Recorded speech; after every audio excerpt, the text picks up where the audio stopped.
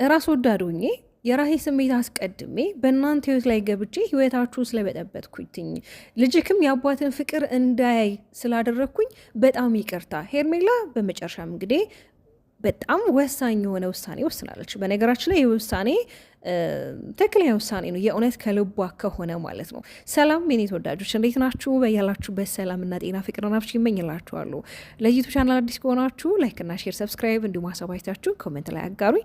ዛሬ ሄርሜላ የወሰነች ውሳኔ የእውነት ከልቧ ከሆነ ይሄ ለነገ ህይወቷ በጣም ቫልዩ ያለው እና በቃ አይደለ ትክክለኛ ውሳኔ ነው የወሰነችው። ትላንትና ከሚኪያስ ከወንድሟ ጋር ተገናኝታ እንግዲህ ሚኪያስ ከዚህ ህይወት መውጣት አለብሽ፣ አብርሃም እኮ እየፈለገሽ አይደለም እየገፋሽ ነው፣ አንቺ ብቻ ነሽ አብርሃም እየፈለግሽ ያለሽው፣ በአንድ እጅ አይጨበጨብም፣ ሴትነትሽን በቃ አይደለ በአጠቃላይ ሴትነት ክብርሽን አጣሽ ከሱ ጋር ሆነሽ። ምንድን ነው ራሽን ዞር ብለሽ ማየት አትችይም ወይ?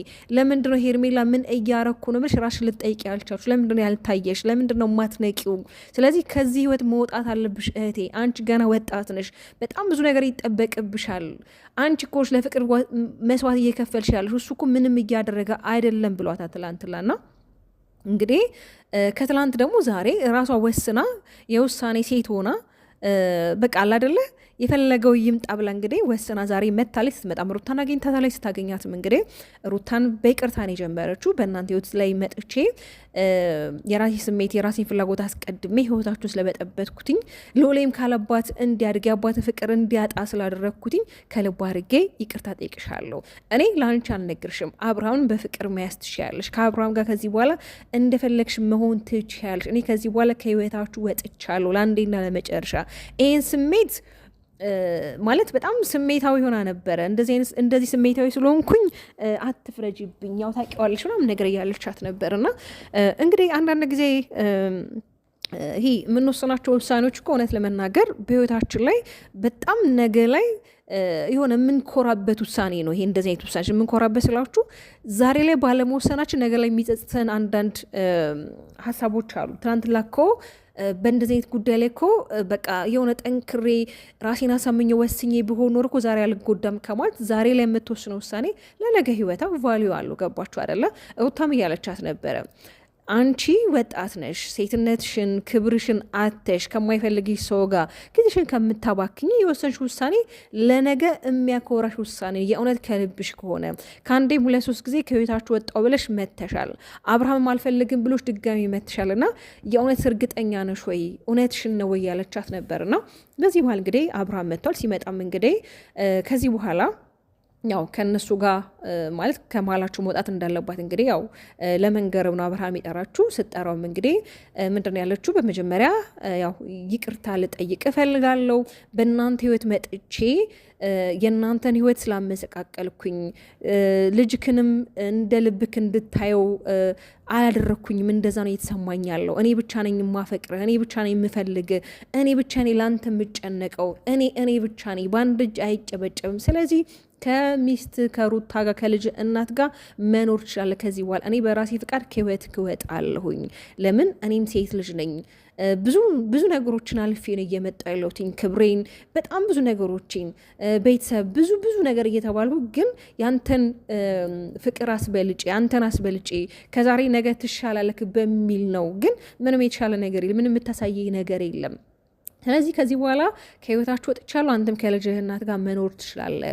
ምናልባት የራሴ ስሜት አስቀድሜ አንተን የማይሆን ነገር እንድታስብ አድርጌ ከሆነ ወይም ደግሞ ካስቀየምኩ በጣም ይቅርታ እያለችሁ ነበረ። አብርሃም እንግዲህ ምንም አልተዋጣለትም። እኔ እኮ ከህይወቴ ውጭ አላልኩሽም ወይም ደግሞ አንቺንም እሷንም ፈልጋችኋለሁ አልፈልግም አላልኩኝም። እኔ ጊዜ ስጡኝ፣ ከራሴ ጋር ራሴ ላዳምጥ ነው ያልኩትኝ። ስለዚህ አንቺ ፍቅርሽ እስከዚህ ድረስ ከሆነ ይሄ ከሆነ ፍቅርሽ ልክ ምንም ማድረግ አልችልም። አስገድጄ ከኔ ጋር ቆይ አልልሽም።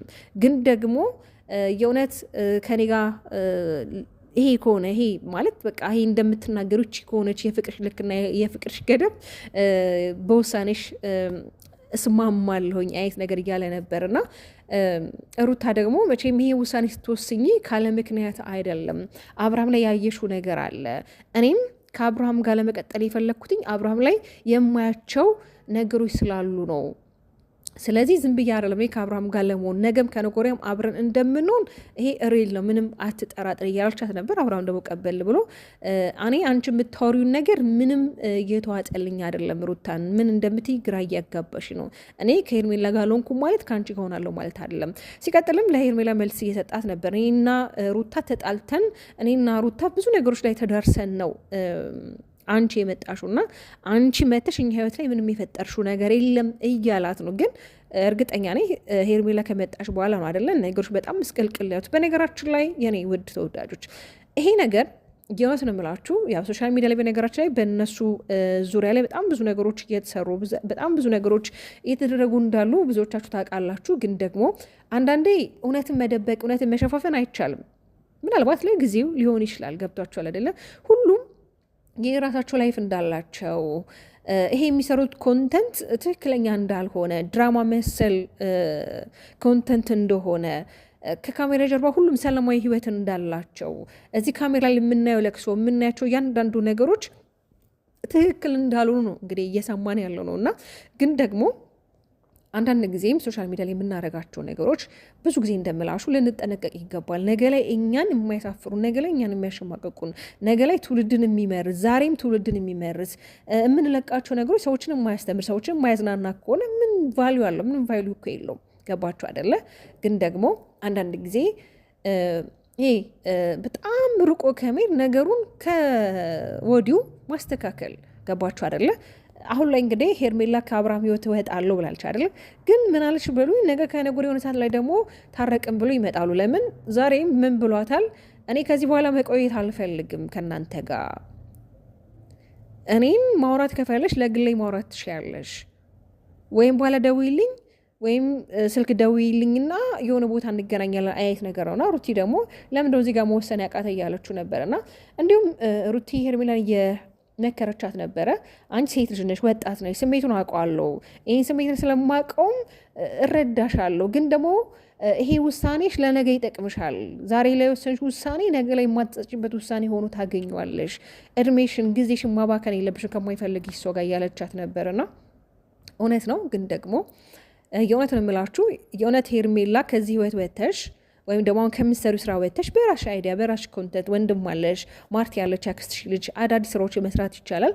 ሩቲም ደግሞ ሁሉ ነገር ትታችሁ ከአብርሃም ጋር ከባልሽ ጋር እንዲሁም ዛሬ ከኤፋ ጋር የለቀቃችሁት የሆነ በጣም ደስ የሚል ክሊፕ አለ። የጽጉን ቪዲዮ ክሊፕ እየሰሩ እያየው ነበረ። በጣም ነው የሚያምሩት። አያምሩ? በነገራችን ላይ ሩቲ የትኛውን ቦታ ላይ ግርማ ሞገስ አላት። ይሄ ያው ከፈጣሪ የተሰጣት መክሊቷ ነው። በነገራችን ላይ ካይን ያውጣሽ።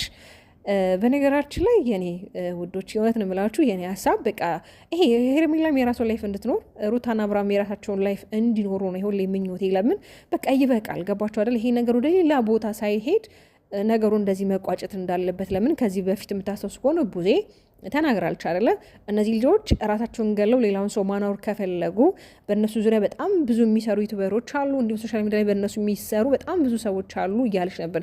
ይሄ ማለት ምንድን ነው? ስራና ቢዝነስ እንደሆነ፣ ይሄ ነገር ድራማ እንደሆነ እሷም እየገለጸችው ይገኛልና ይሄ ነው ብላ ያው በግልጽ ባታወራም ለሚገባው ሰው ላዳመጠው ሰው ያንን ቪዲዮ በጣም ግልጽ ነው። ለማንኛውም የኔ ምርጦች ሀሳብ አስተያየቶችን ኮሜንት ላይ ያስቀምጡልኝ። ወዳችኋለሁ። ባባይ